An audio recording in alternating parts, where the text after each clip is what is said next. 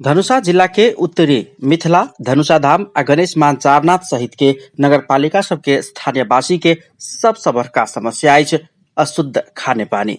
ई समस्या धनुषा में सबसे बेसी मिथिला नगरपालिका में रहल अछि। नगरपालिका के ढलकेवर, लालगढ़, पशुबलपुर, जमुनीवास, हरिहरपुर सहितक ठाम सब में कोनो समय खाने पानी के हाहाकार भ जाइत अछि। नगरपालिका के ढलकेवर, लालगढ़, पशुबलपुर, जमुनीवास, हरिहरपुर सहितक ठाउँ समेत खाने पानी के हाहाकारे मचैत अछि। एकैटा इनार में 10 से लक 25 टा धरि विद्युतीय मोटर जरान कक पानी ताने के अवस्था अछि। होता 30 टा मोटर लागल है 15-20 घर दूरी के है मोटर सब लागल। आ एहि में खेपी चेक करे वाला एगो टोली आयल छल भी, तो वो कहल के से बोलबो स्वास्थ्य चौकी में हम सब राख देवे अथी तब भ जेते कहे ना। एहि इनार में कहल के आर्सेनिक के मात्रा है, तो हम सब तो एक घर के मात्रा पी के तो नहीं भेले, फिल्टराइज क के 15-20 घर है, तो ओकरो सबके तो वहन शुद्धिकरण करे पड़ले। ओहि में दवाई सवाई की केना है, तो बच्चा सब पी रहल है, कहियो डायरिया, कहियो फीवर, कहियो किछो किछो तो भइए रहल है। आप की कहूँ।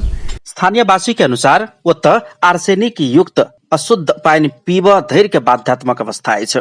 स्थानीय सरकार ठाम ठाम में इनार खन का सामूहिक रूप में प्रयोग में लौने रही तो कोई इनार में फोहर फेंक का समस्या उत्पन्न करते त केहू दलित भेला के कारणे से इनार से पानी पाब नहीं सेक रहल अछि।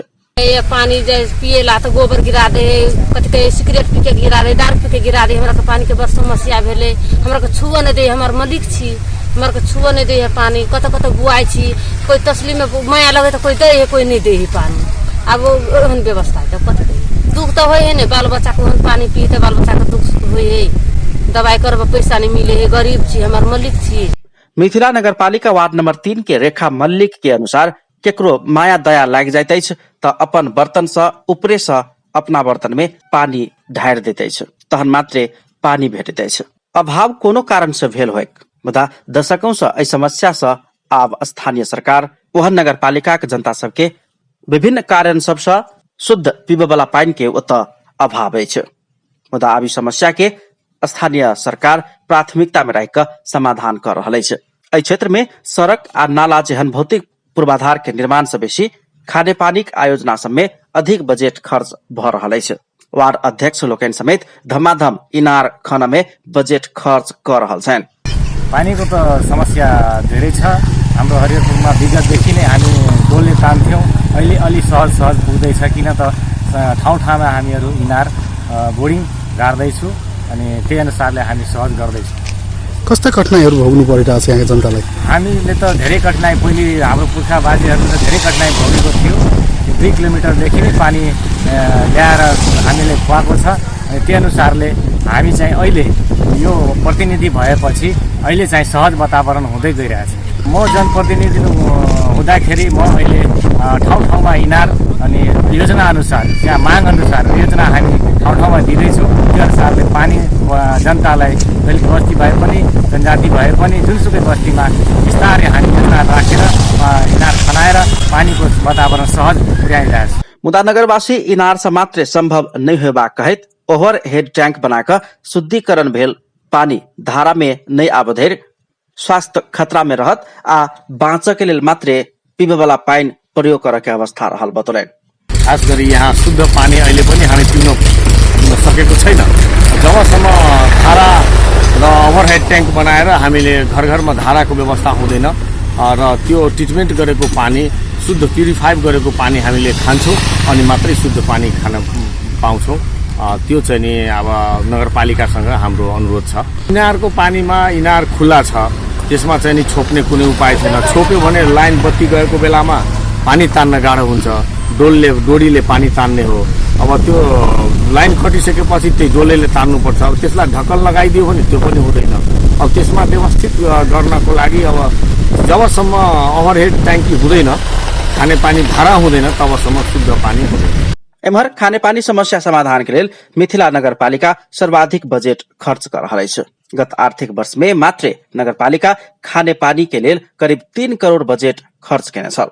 नगरपालिका में 65,000 जनसंख्या रहल में खाने पानी संस्थान आ खानेपानी मंत्रालय संग मिलकर प्रत्येक 25,000 जनसंख्या के लेल एकटा नमहर आयोजना के अवधारणा लाइब एहि आर्थिक वर्ष में काम भ रहल नगरपालिका के उप प्रमुख तारा बस्नेत लामा धारणा रखे छथि। हामीले गत साल अभिको 75-76 को खानेपानीलाई हामीले विनियोजित रकम 2,73,90,000 छुट्याएका थियौँ। त्यसमा सबैभन्दा धेर यो 3 नम्बर वाडामा नै इनार गरी खनाइएको छ। त्यसले गर्दा उहाँहरूलाई अझै पनि खानेपानीको असुविधा भएको महसुस भइरहेको अहिले चाहिँ मैले बुझिराखेको छु। त्यसले गर्दा यहाँहरूलाई अब हामीले भन्नुपर्दाखेरि अहिले खानेपानी मन्त्रालय अन्तर्गत हामीले समन्वय गरिराखेका छौँ र त्यसमा के छ भने 25,000 जनसङ्ख्या बराबर एकदमै ठुलो योजनाको लागि लगानी लाउने र त्यसको लागि हामी चाहिँ प्रयास गरिरहेछौँ। त्यसले त्यो अन्तर्गत हाम्रोमा चाहिँ मिथिला नगरपालिकामा ती खानेपानी ट्याङ्कीको व्यवस्था 25 गुणा गर्दाखेरि हाम्रो करिब हाम्रो अहिलेको अनुमानको हिसाबले 65,000 जनसङ्ख्याको अनुमान लगाइएको छ। कोनो समय एहि क्षेत्र में 2 किलोमीटर दूर से पानी लावा प्रवाह बाध्यात्मक अवस्था रहल स्थानीयवासी सभक अनुभव अछि। जनता बाँचक लेल अति आवश्यक मानल जाय वाला पीबे वाला पानी कम से कम शुद्ध पिय पबोक एहन अवस्था के निर्माण होबा आवश्यक अछि। अपन टेलीविजन के लेल कैमरा में संजय शाह के साथ में पूरन शाह, जनकपुर धाम।